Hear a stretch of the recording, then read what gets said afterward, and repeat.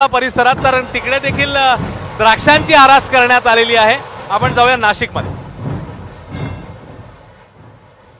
गुढीपाडव्यानिमित्त आज देशभरामध्ये उत्साह बघायला मिळतो आहे। महाराष्ट्रामध्ये वेगवेगळ्या ठिकाणी शोभायात्रांना सुरुवात झालेली आहे, सांस्कृतिक कार्यक्रमांना सुरुवात झालेली आहे आणि अशातच नाशिक ही धार्मिक नगरी म्हणून ओळखली जाते, मंदिरांची नगरी म्हणून ओळखली जाते आणि या मंदिरांच्या नगरीमध्ये या सणाचं, या उत्सवाचं एक वेगळंच वैशिष्ट्य आपल्याला बघायला मिळते।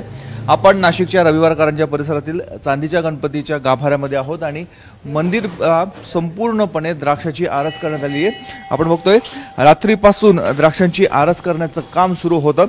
संपूर्ण गाभारा हा द्राक्षांनी भरलेला आहे। द्राक्षांच्या हंगामाला सुरुवात झालेली आहे आणि त्यामुळे देवाला देखील पहिले द्राक्ष हे अर्पण केले जातात आणि ह्याच द्राक्षांचं नंतर वाटप देखील केलं जात आहे। आजची जी पूजा होती, रोजची पूजा आणि आजच्या पूजेमध्ये काय फरक होता? आजचा दिनक्रम कसा होता?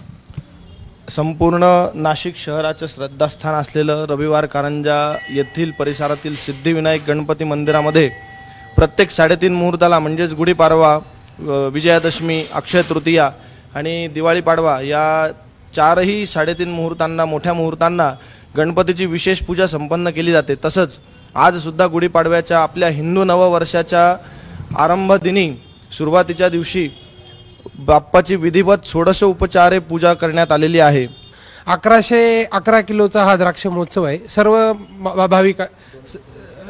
सर्व भाविकांनी या ठिकाणी इथे द्राक्ष आणून दिलेले, हे द्राक्ष इथे बाप्पाला आरास म्हणून केले जातात आणि त्याच्यानंतर काही भाविकांना प्रसाद म्हणून अनाथ आश्रमात, वृद्धाश्रमात या प्रसादाचं वाटप केलं जातं। कॅमेरामन मयूर बारगेसह मुकुल कुलकर्णी, एबीपी माझा, नाशिक। तर बाप्पांना आरास करण्यात आले ठिकठिकाणी मंदिरांमध्ये देखील उत्साह आहे आणि अर्थातच हा उत्साह सगळ्यांमध्ये आहे। आपण आता बघणार आहोत